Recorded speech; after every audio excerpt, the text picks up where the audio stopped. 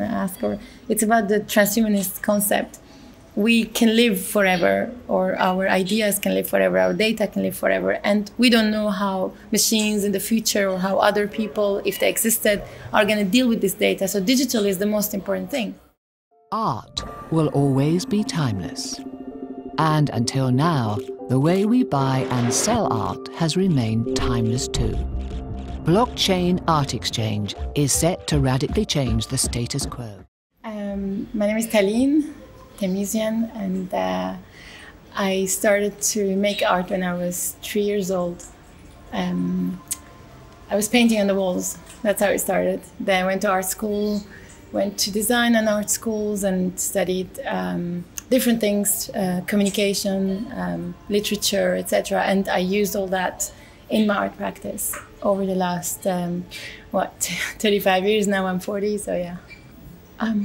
To understand that it has to be so strong in you to be able to sustain all the difficulties that come your way. But if you really think that's who you are, you should just continue, never give up. Everything becomes a language that you use, or a tool that you use. It's like a toolbox. The more you know, the more you understand different elements of life, even if it's medicine or it's architecture or whatever it is, you be able to integrate that through an idea and a concept. It all starts with an idea. So there is nothing without reason in what you do. So you can't just use something as a medium just because you want to use it. Say, I want to use technology. It doesn't work that way. But if you need to use it, then you need to have that tool and that language to use. Yeah. The Networks project started in 2008 in LCC on a final project. We had a brief that was called Networks, and they just let us free to do whatever we wanted. But I realized that the networks I was most familiar with was the fashion networks, because also the book, The Fashion System. And so I started to develop the project, but it became a very serious sort of philosophical, linguistic, aesthetic, technical sort of study that developed over the last 12 years or so, 11 years. And then I started to incorporate technology because it was necessary to go out of the paper and out of the 2D and to start to explain possibilities. So it was formulas I was creating. So I realized that I needed different tools more and more. And Roland Barthes, originally, who wrote the Fashion System book, used very sort of beginning kind of formulas, which were actually codes. So some value plus value equals something else. So it was natural to go to maths and coding. And I did coding already when I was 13. For me, digital art and glitches and all that stuff were something very integrated part of my work, very important part of my work since the 90s, back in Middle East on the old IBMs. So yeah, it kind of came together. I was living at the time in Syria as an Armenian, obviously. And my father, who was a cardiologist, he pushed me to computer school because he understood that I was doing design and colors and I was interested in anything. So he said, this is the future, it's another language you need to learn. And so I went and learned that, but I started to enjoy Turbo Pascal and other programming sort of, but it was very beginning sort of, Then I came to London, and when I was doing other studies, and meanwhile was doing some courses in St. Martin's and other things, and realized that it all comes together with image making. Ultimately, photography, I was fascinated, other kinds of image making. So, and the more you know the art, contemporary art scene, the more you know the art history, you realize that you need coding, you need the old and the new together. So it kind of, I put it together all, it happened that way. It's product design or installation art, they're very integrated. It's about making something, expressing an idea, but in a final result, the result is material. It's not just conceptual, or yes, there are elements in the video art, there are sound, there are performance, there are different concepts that build up to something. But that's something in this show specifically is very tangible. In fact, it's interactively tangible. So it's sensors, you're literally almost attacking the artwork and interfering with the artwork and creating something in what I call the third space, which is not the computer, not the artwork, not the audience, but somewhere in between, or maybe even fourth space. So you're creating different dimension by that interaction, and that's the importance of it. To start with the idea that this is at Paul Smith in London.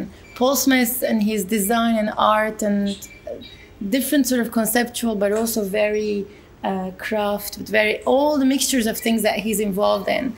The result is an experience, and this is an experience design. This is experience show. This is something not to say we have things hanging on the wall with certain value, with certain material. It's about how it makes you feel.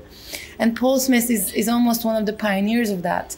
And I was fascinated when I was doing an actual internship at a fashion museum a long time ago, where I imagined the campaign for Paul Smith and shoot. And I imagined bicycles and colors, and then I followed up. Then certain curators and certain people, collectors, who constantly reminded me, saying there's a lot of synergy between your world and Paul Smith's planet, and why don't you do something there, you know? And it didn't come that way, but it was the fashion system.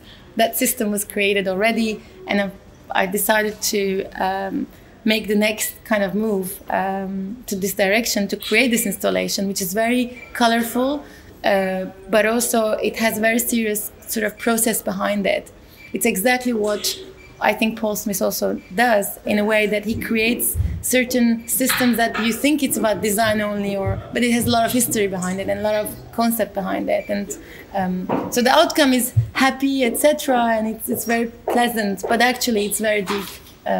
So we showed a certain sort of presentation on with SolidWorks and other programs, a matrix we use, and they loved it, and so we did the exhibition. So that's how it works. Yeah.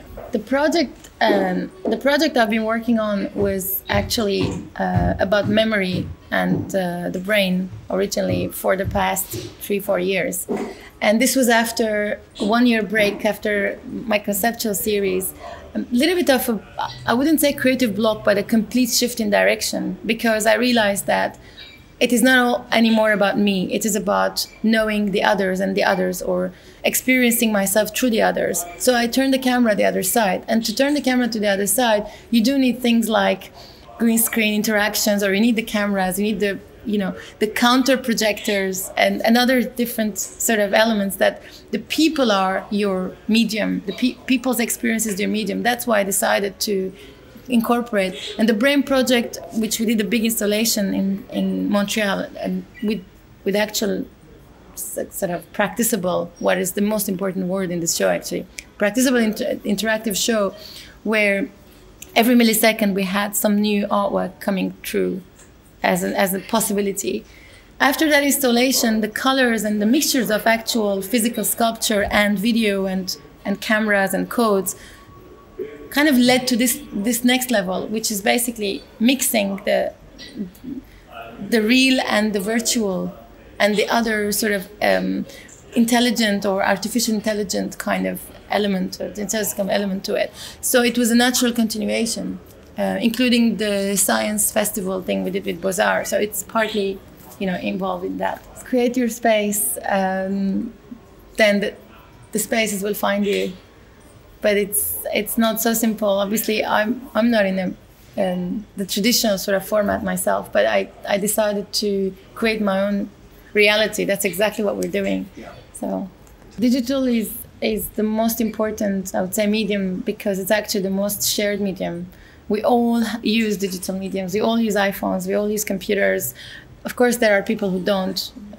But the majority of the world does. And a lot of things are digitized because actually data is what we are experiencing. So data is overruling things because data can live beyond the physical body. This comes to the next sort of thing, which probably you would have gonna ask, or it's about the Trans-Humanist concept. We can live forever, or our ideas can live forever, our data can live forever, and we don't know how machines in the future, or how other people, if they existed, are going to deal with this data. So digital is the most important thing.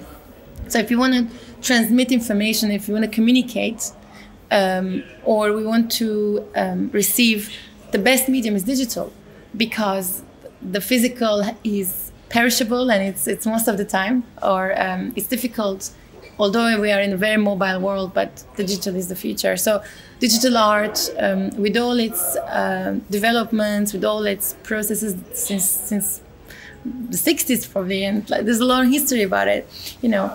And I'd like to mention also composers or digital composers or artists who've been doing this since the 50s and 60s. One of the masters of which is actually showing with us here as a little homage, which is Rolf Gerhard. And he was collaborating with Stockhausen, which pretty much everyone knows what he did to digital music and art and electronic music, I would say. So it is very important because it's just a continuation, and that's the future in many ways.